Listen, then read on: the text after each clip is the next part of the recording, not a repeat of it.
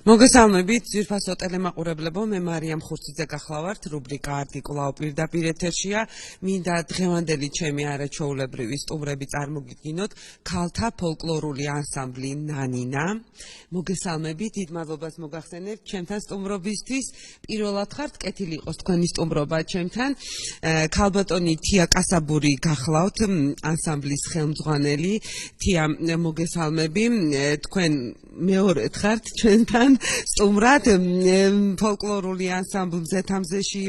ასევე მონაწილეობთ თქვენ და დღეს ასე ნანინა არაჩვეულებრივი ქალბატონები გვყავს სტუმრად და კიდევ რაც მთავარია 2006 წლის 21 მარტს პირველად აღინიშნა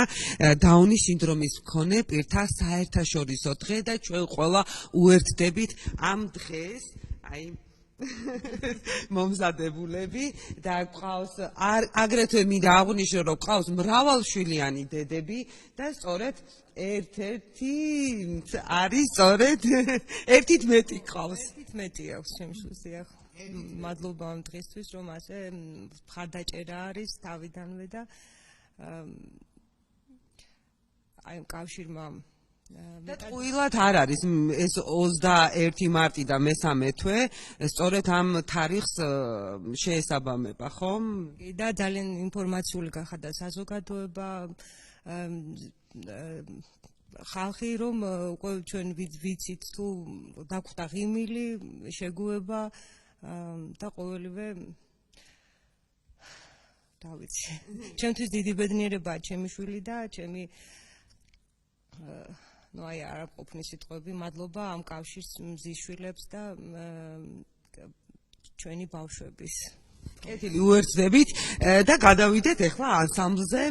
ორიოდე სიტყვა უნდა გითხრათ ანსამბლის ჩამოყალიბებიდან მე ვიცი რომ 2003 წელს ჩამოყალიბდა ანსამბლი 2004 წლიდან თქვენ აქტიურად უკვე ჩაებით მსმენელის წინაშე წარსდექით თქვენი პირველი კონცერტით და სანამ ვისაუბრებდეთ ანსამბლის ჩამოყალიბებაზე გავაცნოთ ანსამბლის თითოეული წევრი ტელემაყურებელს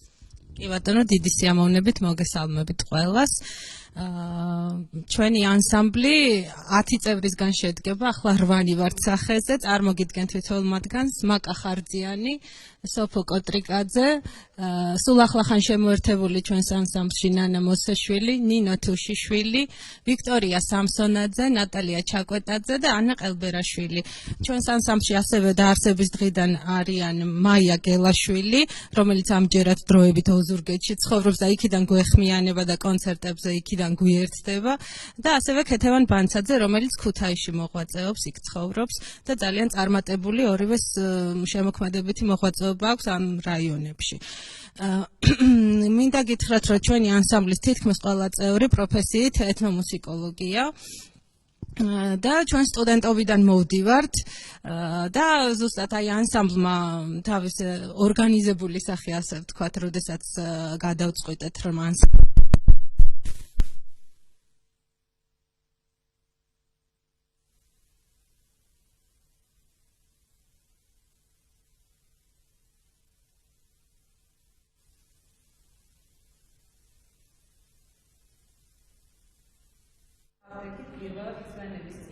სახელით არ მქონდა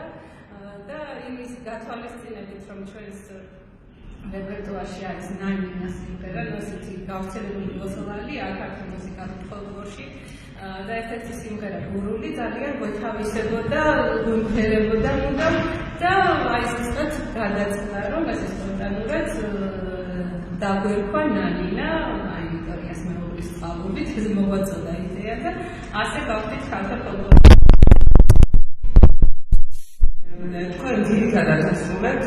ქართულ ქალთა ტრადიციულ სიმღერებს და საინტერესო ალბათ ტელემაყურებელი ელოდება თქვენი შესრულებით მოუთმენლად და რა შემოსულებთ? ეხლა პირველად შემოგთავაზებთ ცოტა ისეთ სადღესასწაულო სიმღერას, რომელიც ლაზური სიმღერაა, ცივი სიმღერა ფერხული, რომელიც ქორწილის დროს სრულდებოდა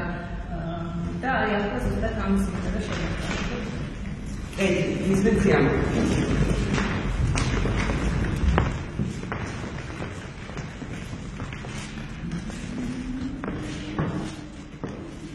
Da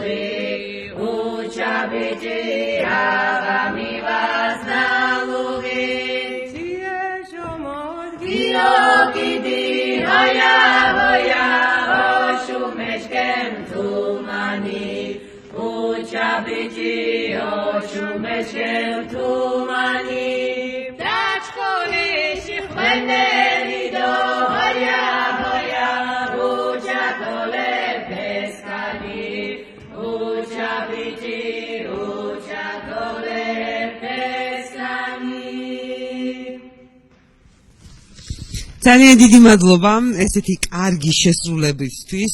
თქვენ არაერთ ფოლკლორულ ფესტივალში მიგიღიათ მონაწილეობა. თქვენი მიზანია წარმოაჩინოთ ქართულ ქალთა ტრადიციული სიმღერები. უშუალოდ თვითონ შემსრულებლისგან თუ გისწავლიათ, მე ვფიქრობ, რომ ფოლკლორული სიმღერა ძალიან რთულია. ინტონაცია დაიჭირო ზუსტად იმ კუთხის საშემსრულებლო მანერა და უშუალოდ შემსრულებლისგან მაკა მაინტერესებს შენი აზრი. რასაკვირველია ფოლკლორული ნიმუში პირველ რიგში უნდა თუ უშუალოდ თქვა ეთნოფორისგან და შემსრულებლისგან არა მისი ჩანაწერისგანაც შეიძლება შეისწავლო. ჩვენ მადლობა ღმერთს უხვად გვაქვს საექსპედიციო ჩანაწერები სხვადასხვა ფონდებში და ხელი მიგვიწვდება ამ ჩანაწერებზე. ჩვენ თვითონ არა მარტო სწავლობთ, არამედ ვიკვლევთ კიდეც ამას და მინდა გითხრათ, რომ ბედნიერება გქონია წილად, რომ უშუალოდ ჩვენს რამდენიმე წევრს, რომლებიც თქვათ ისეთ ექსპედიციებში ყოფილან, სადაც შედარებით იშვიათად ჩადიან ექსპედიტორები, მაგალითად მესხეთში, სადაც ძალიან წირი მასალა გვაქვს სამწუხაროდ შემორჩენილი, სამხმიანობა თითქმის დაკარგულია. აი ასეთ კუთხეში სტუდენტობის პერიოდში მოუხდეთ ჩვენს რამდენიმე წელს მოგზაურობა და მათ ჩამოიტანეს არაჩვეულებრივი ნიმუშები, შეიძლება ითქვას მარგალიტები, ის ქალბატონი დღესაც ცოცხალია და მისგან შესწავლილი რამდენიმე ნიმუში დღესაც ამშვენებს ჩვენს რეპერტუარს. სხვა მხრივ ვცდილობთ, რომ მაქსიმალურად შევისწავლოთ ის საექსპედიციო ჩანაწერები, რომლებიც ხელთ გვაქვს და მაქსიმალურად მიუახლოვდეთ აი იმ შესრულებას, რომ ის ქართული სულის ავთენტიკური შესრულება, რასაც ქვია, შენარჩუნებული იყოს ჩვენს შესრულებაში, შესრულების მანერაზე არის საუბარი და იცით რა, კიდევ ერთი რამ მინდა ვთქვა, რომ ჩვენ ვცდილობთ, რომ მოვიცვათ საქართველოს ყველა კუთხე უკლებლივ და გვაქვს ბედნიერება იმ თვალსაზრისით, რომ ქალთა რეპერტუარი, მამაკაცთა რეპერტუარი ზოგიერთი ჟანრის სიმღერა შეიძლება ერთ კუთხეში იყოს და სხვაგან არა. ქალთა რეპერტუარის სიმღერები, როგორიცაა ნანები, ტირილები, იავნანები და ასე შემდეგ, თითქმის ყველა კუთხეშია. ეს ბედნიერება და ფუფუნება გვაქვს ჩვენ. ამიტომ ვცდილობთ, რომ ეს მარგალიტები მოვაგროვოთ და შევასრულოთ, პოპულარიზაცია გაუწიოთ და ქართულ დედებს გაუწიოთ რეკომენდაცია, რომ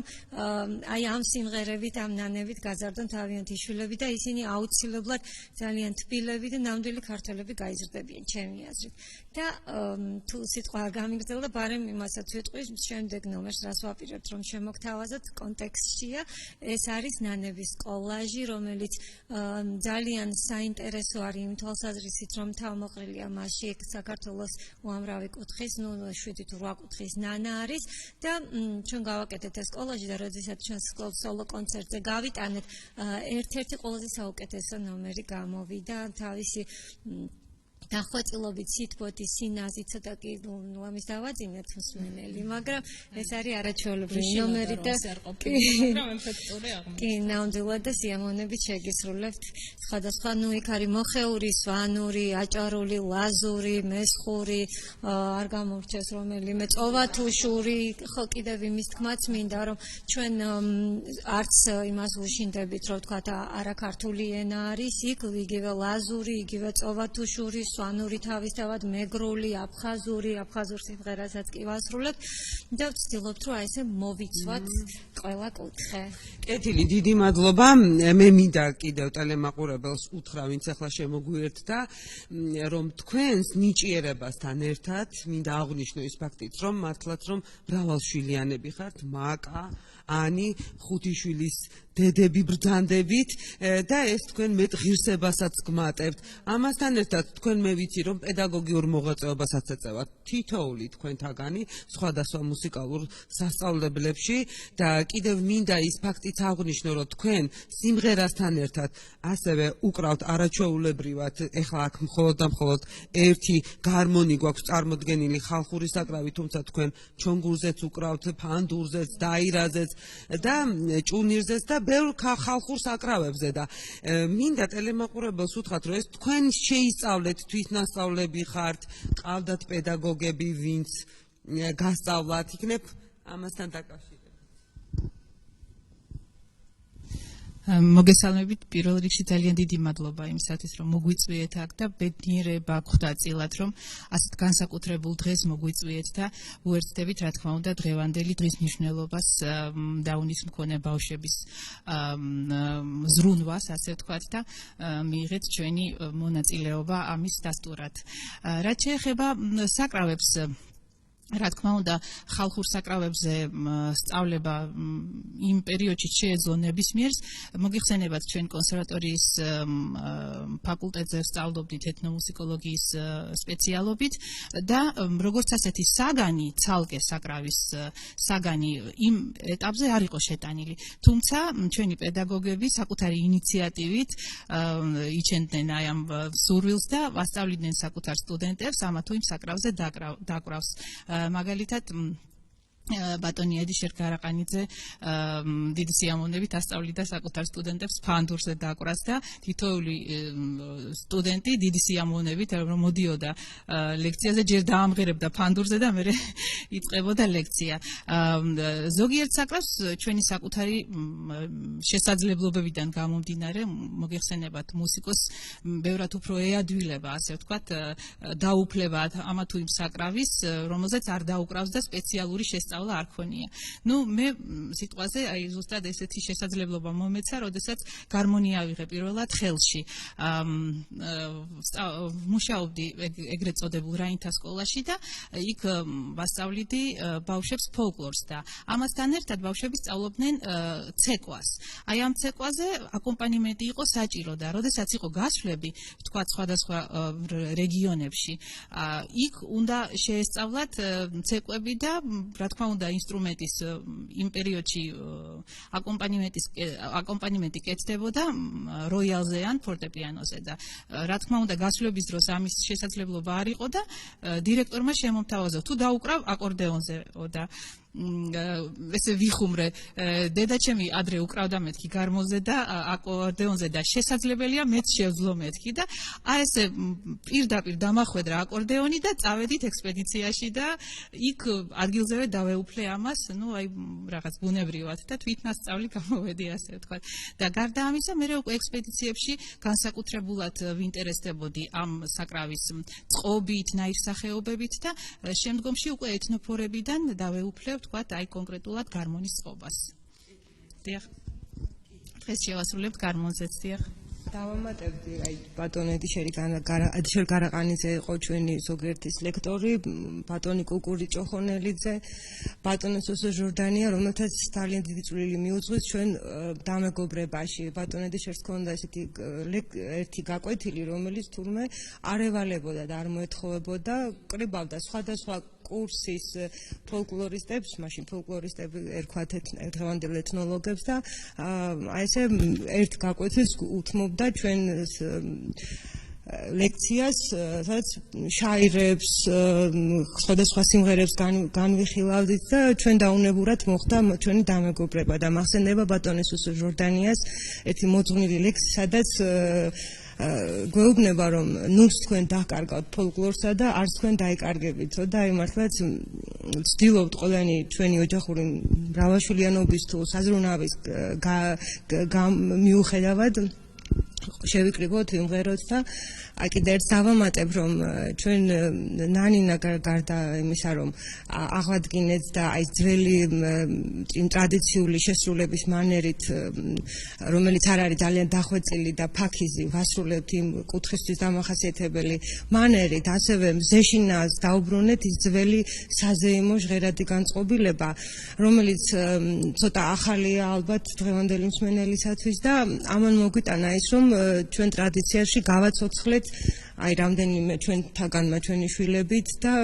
მზეშინა მიულოცეთ სამ ოჯახს, სამ დედას და ეს აღმოჩნდა იმდენად დიდებული, იმდენად ახალი უცხო გაზიარება მოხდა მილოცვის და მათგან დაბრუნებული მადლიერების, რომ სურს რომ აი ჩვენი ეს მზეშინას მილოცვა გახდეს სხვა ქალთა თუნდაც მამაკაცთან ანსამბლებისათვის მესიჯი, ასე ამ სიტყვას გამოვიყენებ, რომ აი დღევანდელ თუნდაც პირველია თუ მე რამდენი არ აქვს მნიშვნელობა მიულოცონ თავიანთ ახლობლებს მზეშინას იმ ტრადიციული სიმღერით. ალბათ დაემატება ეს ტრადიცია უკვე 4 ათეული წელი ალბათ გაცოცხლდა ალილოს ტრადიცია, ჭონას, რომელიც სოფლებში თუ ქალაქებში აი მჩიებიდან დაწყებული დღეს მათი გამგზელებელი სვანეთის და რაჭის სოფლებში მღეროდნენ აი ამ შობის დღესაც აუსულოცავდნენ და ძალიან გვინდა ჩვენ ყველა ნანინას რომ დავამკვიდროთ მზეშინას ტრადიცია ეს გულითადი მილოცვა რომელსაც აი ახლა თი ამბობდა რომ და შეგისრულოთ. კი ბატონო გისმენთ სიამოვნებით ესე იგი ნანებს შემოგთავაზებთ ნანებს შემოგთავაზებთ და შემდეგ გავაგზავნებთ მზეშინათ კი კარგი გისმენთ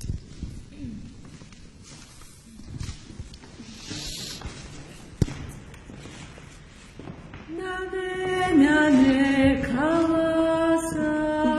სამკალა ჩენილასა ციცა ციცა მარტო ციცა დაიძინე ციცუნიკო ნანილა ნანილა ნანაილა ნანი ნანი ნაი ნანაია ნანი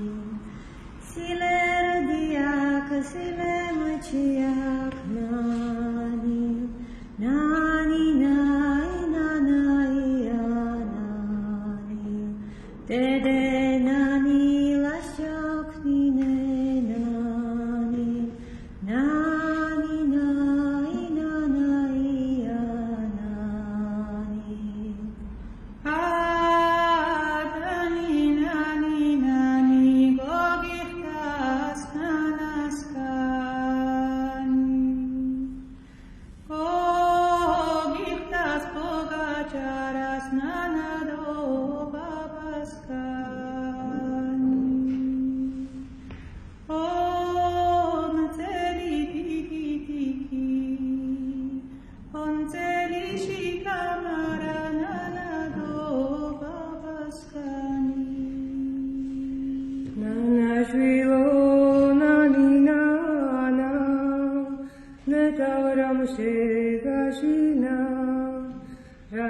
შეგრეთი მტირალი თვისთვის მომაყართვალი ენანა ფისონანა ნანა ბადრევანანა თიე ბადაღა ფისომადა შვინღამათ ბადარიმო ვაჰოვანანა თიე შარინო დედა ხასტია ჩუთო ჰოჩვან ხოხა ნანა ბადერდა ნანა შილო ნანა მაწყალე ღმერთი ერთია ხანწვიმა